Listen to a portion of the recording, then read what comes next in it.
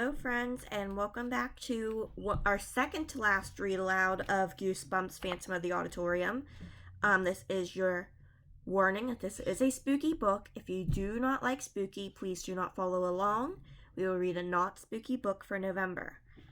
So we learned in yesterday's reading that Ms. Walker changed her mind immediately. They are going to have the play, but this made Zeke want to find out who's doing all of this, because it's not him. He's not even at rehearsal to be causing these pranks. So Zeke, Brooke, and Brian sneak back into the school to try to find the Phantom, and they get trapped in the basement where they discover that someone must be living down there. Then they get trapped in that person's room. So this is chapter 21. I rushed up beside Zeke. Maybe if all three of us try, I suggested. Maybe, Zeke replied, but I could see he didn't have much hope. I swallowed hard. Seeing Zeke so frightened made me even more frightened. Yeah, let's all push together, Brian agreed, stepping up beside me. We can break the door down if we have to. Way to go, Brian, I thought. He's finally showing some spirit. We lined up against the door and prepared to push. I took another deep breath and held it. I was trying to calm myself down. My arms and legs felt as if they were made of chewing gum. This is just so scary, I realized. If we are locked in this tiny room and can't get out, we could be here for the rest of our lives. We are miles and miles away from the rest of the world. Everyone will search and search up above, and they'll never find us. And even if we yell and scream at the top of our lungs for help, there's no way anyone could hear us. We'll be trapped here forever. I took another deep breath. Okay, on the count of 3, I said. 1, on 3, everybody push. Zeke started to count. 1, 2, whoa, wait a minute, I interrupted. I stared at the door. We pushed the door to get in here, right? Yeah, I guess, Zeke replied, staring hard at me. So it won't push from inside, I said. We have to pull it open. Hey, you're right, Zeke cried. I grabbed the knob, twisted, and pulled hard. The door slid open easily, and there was a man standing in the doorway. My flashlight moved up to his face. I recognized him instantly. Emil, the little white-haired man who said he was the night janitor. He blocked the doorway and glared at us, an ugly, menacing scowl on his scarred face. Chapter 22. Let us go, I shrieked. He didn't move. His strange gray eyes moved from Zeke to Brian to me. You have to let us out of here, I insisted, and then I added meekly, please? His scowl grew even angrier. The light from the flashlight made the long scar on his cheek look even deeper. He didn't budge from the doorway.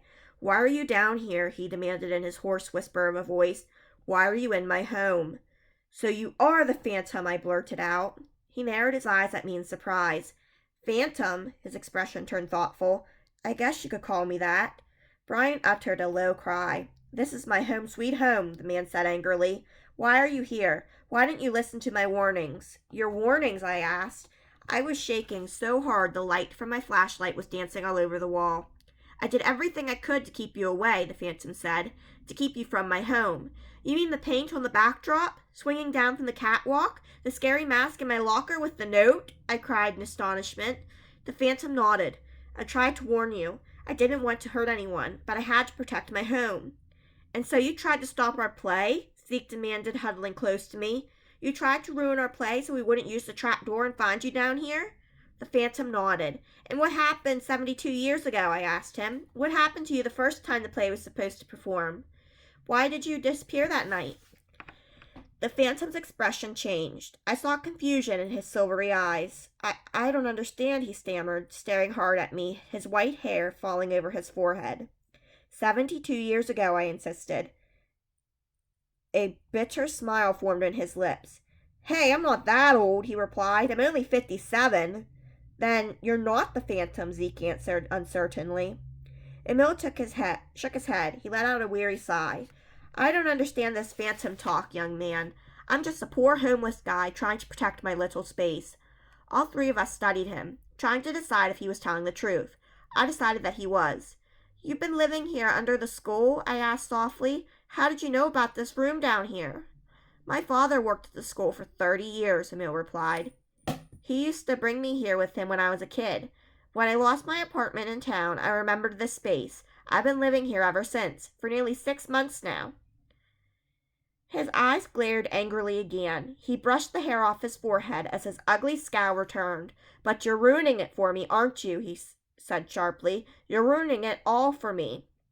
He moved quickly, stepping from the doorway, entering the room, walking toward us with that menacing expression. I stumbled back. What are you going to do to us? I cried. Chapter 23. You ruined everything, everything, he repeated, moving toward us. Now wait, I cried, raising my hands as if to shield myself. Then I heard a sound, from out in the tunnel, a low clanking sound. I turned to Zeke and Brian. They heard it too. The trap door. It was moving. Coming down, we could hear it at the other end of the tunnel. I think all three of us had the same idea at once. We had to get to the trap door. It was our only chance of escape. You ruined everything, Emil repeated suddenly, sounding more sad than angry. Why didn't you listen to my warnings? Without saying a word to each other, Zeke, Brian, and I charged for the door. Oh! I bumped into Emil as I scooted past. To my surprise, he didn't reach out to grab me, didn't try to stop me. I led the way out the door, running at full speed. My legs still felt as rubbery as chewing gum, but I forced them to move. One running step and then another. I didn't glance back, but I could hear Zeke and Brian at my heels, and then I heard Emil's voice echoing through the tunnels. You ruined everything! Everything! Was Emil chasing after us? I didn't care. I just wanted to get to that trapdoor platform and get out of there. I plunged blindingly through the dark, curving tunnel. My sneakers sank into the soft dirt floor as I ran. My shoulders scraped the rough wall, but I didn't slow down. The light bounced over the ground at my feet. I raised it as the trapdoor platform came into view. I was gasping for breath. My side ached from running. Huh? What are you doing down here? A man's voice called. Zeke's dad. Zeke, Brian, and I scrambled onto the platform, squeezing beside him. What's going on? Mr. Matthews demanded. Whose voice is that? Up, I managed to choke out. Take us up. Zeke reached out and flipped the switch. This time it moved. With a hard jerk, the platform started to raise itself. I gazed back to the tunnel. Had Emil followed after us? No sign of him. He hadn't even chased us. Weird, I thought. So weird. I heard a man's voice. Who was that? Mr. Matthews demanded again. A homeless guy living beneath the stage, I said, explaining what had happened and how he had been trying to scare us for weeks. How did you know we were down there? Zeke asked his dad. You were supposed to be at home, he replied sternly. You were grounded. You're still grounded. But when you weren't home, I figured I'd find you poking around the stage again. The side door to the school was open. I entered the auditorium and heard the trapdoor moving. I decided to see what was going on. I'm so glad, I cried. I felt like hugging Mr. Matthews. As soon as the platform stopped, we scrambled to the stage. Zeke's dad hurried to call the police. He told them there was a homeless guy living under the school. The police arrived quickly. We watched them go down to the trapdoor. We waited for him to bring up Emil, but they returned a few minutes later without him. No one down there, an officer reported. He removed his helmet and scratched his black wavy hair. No sign of anyone either, just a bed and some old furniture. What about his food? His books? I asked. All gone, the officer replied. Guess he cleared out real fast. The basement door was still slightly open. After the police left, Brian said goodnight and headed out of the auditorium. Zeke's dad was going to drive me home. I turned to Zeke. So there's your phantom, I said with a little sadness. Just a poor homeless man, not a 72-year-old ghost who's been haunting the school since it was built. Just a poor homeless man. Yeah, it's disappointing, Zeke replied, frowning. I really wanted to meet a real ghost, a real phantom. His expression brightened. But at least now Miss Walker will believe me, and I'll get my part in the play back. The play! I'd almost forgotten about the play. Zeke was right, I thought happily. He'll get his part back now. Everything will go fine. The phantom is gone. Now we can all relax, I thought. Now we can enjoy ourselves and put on a great performance. Wow, was I wrong. We will pick it up tomorrow with our final chapter.